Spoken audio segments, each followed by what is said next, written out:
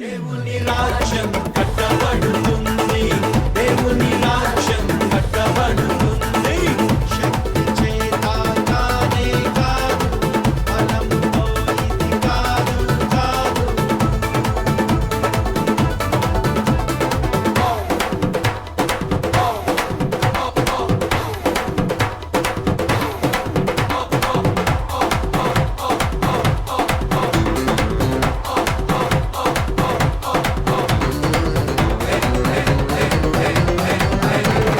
నేనే నా సంగమును బండ మీద కట్టుదును, పాతాళ ద్వారములు దాని ఎదుట నిలువలేవు. నేనే నా సంగమును బండ మీద కట్టుదును, పాతాళ ద్వారములు దాని ఎదుట నిలువలేవు.